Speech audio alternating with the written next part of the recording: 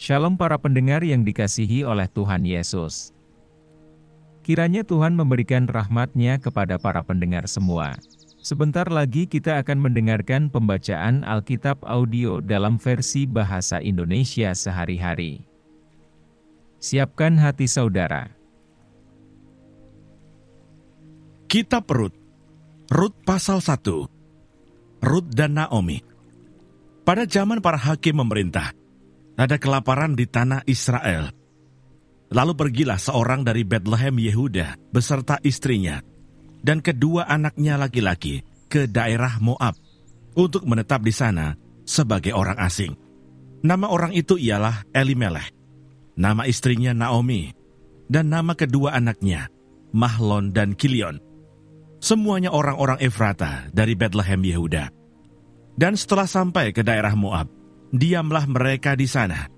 Kemudian matilah Elimelech, suami Naomi, sehingga perempuan itu tertinggal dengan kedua anaknya. Keduanya mengambil perempuan Moab. Yang pertama bernama Orpa, yang kedua bernama Rut. Dan mereka diam di situ kira-kira 10 tahun lamanya. Lalu matilah juga keduanya, yakni Mahlon dan Kilion, sehingga perempuan itu kehilangan kedua anaknya dan suaminya. Kemudian berkemaslah ia dengan kedua menantunya, dan ia pulang dari daerah Moab. Sebab di daerah Moab, ia mendengar bahwa Tuhan telah memperhatikan umatnya dan memberikan makanan kepada mereka. Maka berangkatlah ia dari tempat tinggalnya itu, bersama-sama dengan kedua menantunya. Ketika mereka sedang di jalan untuk pulang ke tanah Yehuda, berkatalah Naomi kepada kedua menantunya itu, "Pergilah, pulanglah masing-masing ke rumah ibunya. Tuhan kiranya menunjukkan kasih-Nya kepadamu, seperti yang kamu tunjukkan kepada orang-orang yang telah mati itu dan kepadaku. Kiranya atas karunia Tuhan, kamu mendapat tempat perlindungan, masing-masing di rumah suaminya." Lalu diciumnyalah mereka, tetapi mereka menangis dengan suara keras dan berkata kepadanya, "Tidak, kami ikut dengan engkau pulang kepada bangsamu." Tetapi Naomi berkata, "Pulanglah anak-anakku. Mengapakah kamu turut dengan aku? Bukankah tidak akan ada lagi anak laki-laki yang kulahirkan untuk dijadikan suamimu nanti? Pulanglah anak-anakku, pergilah. Sebab sudah terlalu tua aku untuk bersuami. Seandainya, pikirku, ada harapan bagiku, dan sekalipun malam ini aku bersuami, bahkan sekalipun aku masih melahirkan anak laki-laki, masakan kamu menanti sampai mereka dewasa? Masakan karena itu kamu harus menahan diri dan tidak bersuami? Janganlah kiranya demikian, anak-anakku. Bukankah jauh lebih pahit yang aku alami daripada kamu? Sebab tangan Tuhan teracung terhadap aku." Menangis pula mereka dengan suara keras. Lalu Orpa mencium mertuanya itu minta diri, tetapi Rut tetap berpaut padanya. Berkatalah Naomi, "Telah pulang iparmu kepada bangsanya dan kepada para allahnya. Pulanglah mengikuti iparmu itu." Tetapi kata Rut, "Janganlah desak aku meninggalkan engkau dan pulang dengan tidak mengikuti engkau. Sebab kemana engkau pergi, ke situ jugalah aku pergi. Dan di mana engkau bermalam, di situ jugalah aku bermalam. Bangsamulah bangsaku, dan Allahmulah Allahku. Di mana engkau mati, aku pun mati di sana, dan di sanalah aku dikuburkan. Beginilah kiranya Tuhan menghukum aku, bahkan lebih lagi daripada itu, jikalau sesuatu apapun memisahkan aku dari engkau, selain daripada maut." Ketika Naomi melihat bahwa Rut berkeras untuk ikut bersama-sama dengan dia, berhentilah ia berkata-kata kepadanya, dan berjalanlah keduanya sampai mereka tiba di Betlehem. Ketika mereka masuk ke Betlehem, gemparlah seluruh kota itu karena mereka. Dan perempuan-perempuan berkata, "Naomi kah itu?" Tetapi ia berkata kepada mereka, "Janganlah sebutkan aku Naomi, sebutkanlah aku Mara, sebab Yang Maha Kuasa telah melakukan banyak yang pahit kepadaku. Dengan tangan yang penuh aku pergi, tetapi dengan tangan yang kosong Tuhan memulangkan aku. Mengapakah kamu menyebutkan aku Naomi? Karena Tuhan telah naik saksi menentang aku, dan Yang Maha Kuasa telah mendatangkan malapetaka kepadaku." Demikianlah Naomi pulang bersama-sama dengan Rut, perempuan Moab itu menantunya, yang turut pulang dari daerah Moab, dan sampailah mereka ke Bethlehem pada permulaan musim menuai jelai. Rut pasal 2. Rut bertemu dengan Boas. Naomi itu mempunyai seorang sanak dari pihak suaminya, seorang yang kaya raya dari kaum Elimelech, namanya Boas. Maka Rut perempuan Moab itu berkata kepada Naomi, "Biarkanlah aku pergi ke ladang, memungut bulir-bulir jelai di belakang orang yang murah hati kepadaku." Dan sahut Naomi kepadanya, "Pergilah anakku." Pergilah ia, lalu sampai di ladang, dan memungut jelai di belakang penyabit-penyabit. Kebetulan ia berada di tanah milik Boas, yang berasal dari kaum Elimelech. Lalu datanglah Boas dari Bethlehem. Ia berkata kepada penyabit-penyabit itu, "Tuhan kiranya menyertai kamu." Jawab mereka kepadanya, "Tuhan kiranya memberkati Tuan."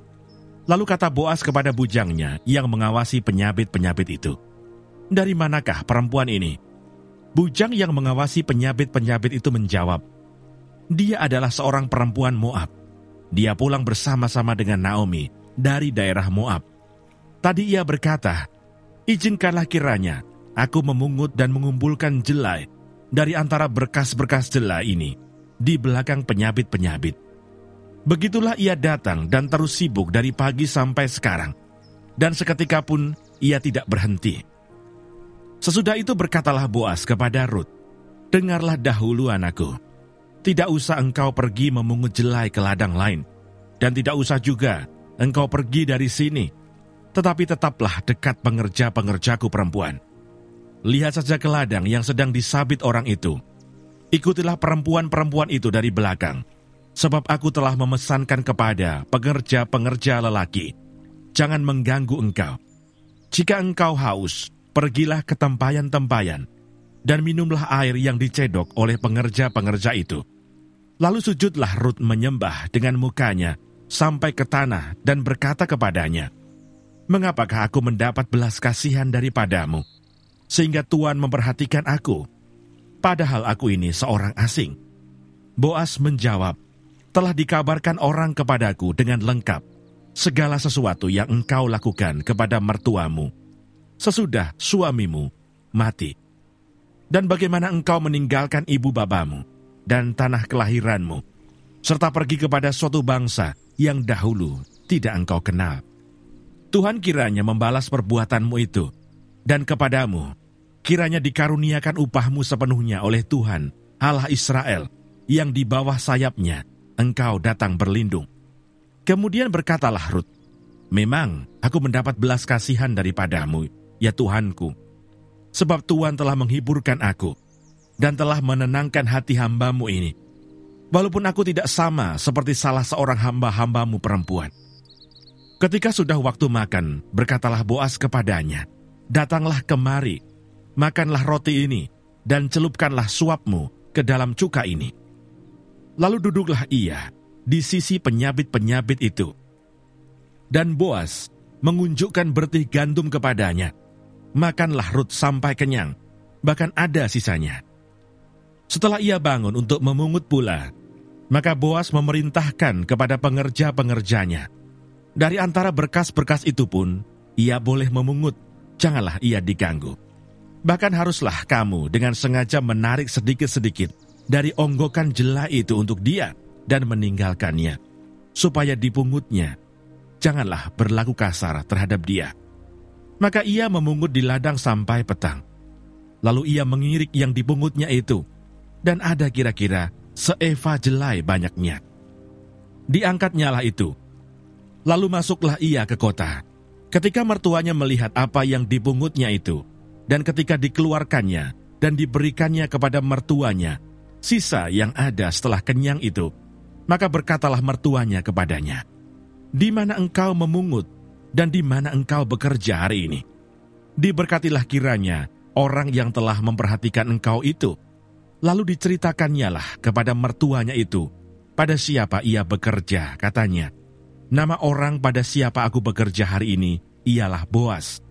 Sesudah itu berkatalah Naomi kepada menantunya, Diberkatilah kiranya orang itu oleh Tuhan, yang rela mengaruniakan kasih setianya kepada orang-orang yang hidup dan yang mati. Lagi kata Naomi kepadanya, orang itu kaum kerabat kita. Dialah salah seorang yang wajib menebus kita. Lalu kata Rut, perempuan Moab itu, lagi pula ia berkata kepadaku, tetaplah dekat pengerja-pengerjaku, sampai mereka menyelesaikan seluruh penyabitan ladangku.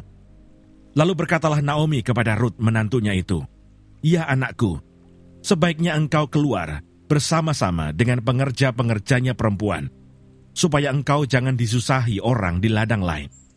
Demikianlah Rut tetap dekat pada pengerja-pengerja perempuan Boas untuk memungut sampai musim menuai jelai dan musim menuai gandum telah berakhir.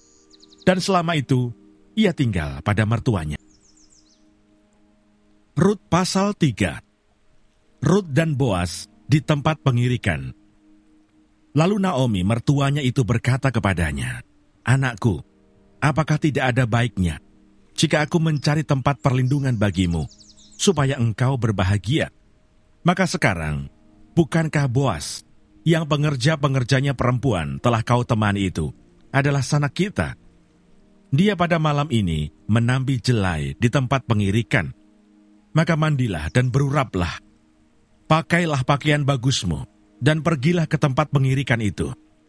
Tetapi janganlah engkau ketahuan kepada orang itu sebelum ia selesai makan dan minum. Jika ia membaringkan diri tidur, haruslah engkau perhatikan baik-baik tempat ia berbaring. Kemudian datanglah dekat, singkapkanlah selimut dari kakinya, dan berbaringlah di sana. Maka ia akan memberitahukan kepadamu apa yang harus kau lakukan. Lalu kata Rut kepadanya, segala yang engkau katakan itu akan kulakukan. Sesudah itu pergilah ia ke tempat pengirikan, dan dilakukannya lah tepat seperti yang diperintahkan mertuanya kepadanya. Setelah Boas habis makan dan minum dan hatinya gembira, datanglah ia untuk membaringkan diri, tidur pada ujung timbunan jelai itu. Kemudian datanglah perempuan itu dekat dengan diam-diam. Disingkapkannya lah selimut dari kaki Boas, dan berbaringlah ia di situ. Pada waktu tengah malam, dengan terkejut terjagalah orang itu, lalu meraba-raba ke sekelilingnya, dan ternyata ada seorang perempuan berbaring di sebelah kakinya. Bertanyalah ia, siapakah engkau ini? Jawabnya, aku Rut hambamu. Kembangkanlah kiranya sayapmu, melindungi hambamu ini, sebab engkaulah seorang kaum yang wajib menebus kami. Lalu katanya, diberkatilah kiranya engkau oleh Tuhan ya anakku. Sekarang engkau menunjukkan kasihmu lebih nyata lagi daripada yang pertama kali itu. Karena engkau tidak mengejar-ngejar orang-orang muda, baik yang miskin maupun yang kaya. Oleh sebab itu anakku, janganlah takut. Segala yang kau katakan itu akan kulakukan kepadamu. Sebab setiap orang dalam kota kami tahu bahwa engkau seorang perempuan baik-baik. Maka sekarang memang aku seorang kaum yang wajib menebus. Tetapi walaupun demikian masih ada lagi seorang penebus yang lebih dekat daripadaku. Tinggallah di sini malam ini dan besok pagi. Jika ia mau menebus engkau, baik, biarlah ia menebus. Tetapi jika ia tidak suka menebus engkau, maka akulah yang akan menebus engkau. Demi Tuhan yang hidup. Berbaring sajalah tidur sampai pagi. Jadi berbaringlah ia tidur di sebelah kakinya sampai pagi. Lalu bangunlah ia, sebelum orang dapat kenal mengenal, sebab kata Boas, janganlah diketahui orang, bahwa seorang perempuan datang ke tempat pengirikan. Lagi katanya, berikanlah selendang yang engkau pakai itu, dan tadahkanlah itu. Lalu ditadahkannya selendang itu. Kemudian ditakarnyalah 6 takar jelai ke dalam selendang itu. Sesudah itu, pergilah Boas ke kota. Setelah perempuan itu sampai kepada mertuanya, berkatalah mertuanya itu, bagaimana anakku? Lalu diceritakannya lah semua yang dilakukan orang itu kepadanya, serta berkata, yang 6 takar jelai ini diberikannya kepadaku, sebab katanya, engkau tidak boleh pulang kepada mertuamu dengan tangan hampa. Lalu kata mertuanya itu, duduk sajalah menanti anakku, sampai engkau mengetahui bagaimana kesudahan perkara itu, sebab orang itu tidak akan berhenti sebelum diselesaikannya perkara itu pada hari ini juga. Rut pasal 4. Rut menjadi istri Boas. Boas telah pergi ke pintu gerbang dan duduk di sana. Kebetulan lewatlah penebus yang disebutkan Boas itu. Lalu berkatalah Boas, "Hai saudara, datanglah dahulu kemari, duduklah di sini." Maka datanglah ia, lalu duduk. Kemudian dipilihnyalah 10 orang dari para tua-tua kota itu, dan berkata, "Duduklah kamu di sini." Maka duduklah mereka. Lalu berkatalah ia kepada penebus itu, "Tanah milik kepunyaan saudara kita, Elimeleh, hendak dijual oleh Naomi, yang telah pulang dari daerah Moab. Jadi pikirku, baik juga hal itu kusampaikan kepadamu sebagai berikut. Belilah tanah itu di depan orang-orang yang duduk di sini, dan di depan para tua-tua bangsa kita. Jika engkau mau menebusnya, tebuslah.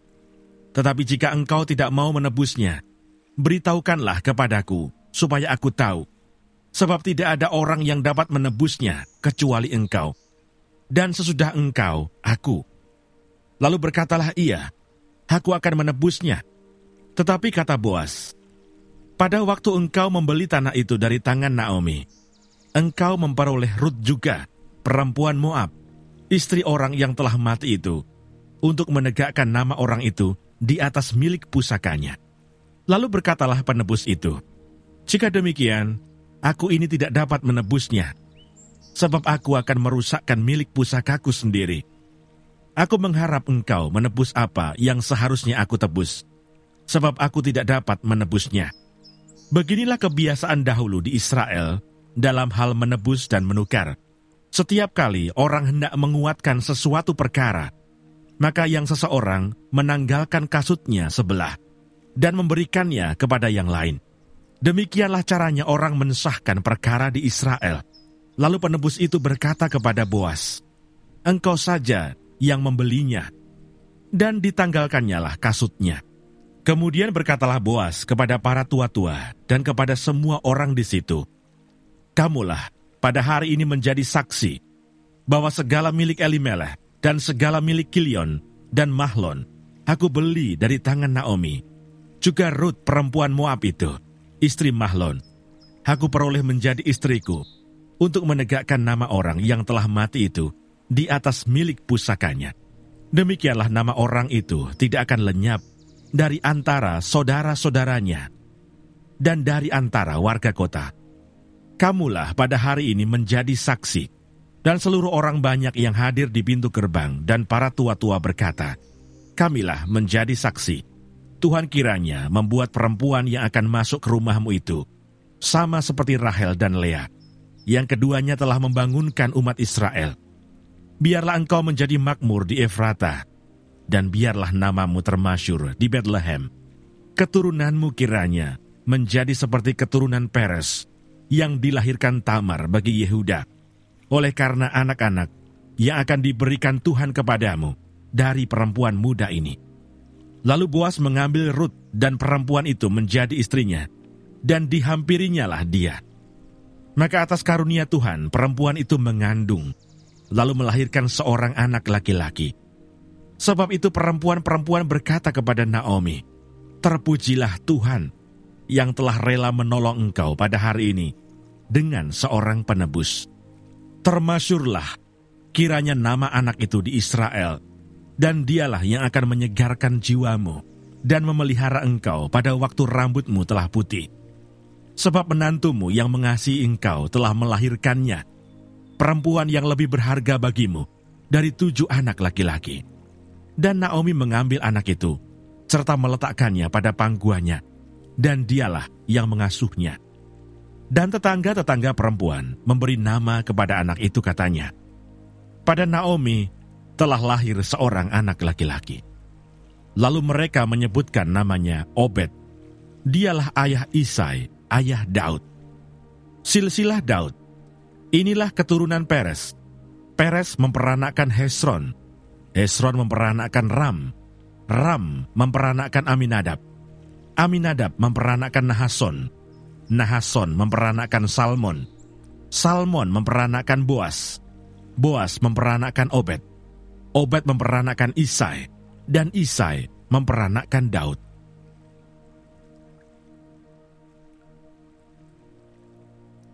Terima kasih Bapa di surga untuk firman-Mu hari ini. Berkati kami semua supaya kami mengerti isi hati-Mu. Terima kasih para pendengar semua, kiranya Tuhan memberkati. Dan jangan lupa untuk share dan subscribe.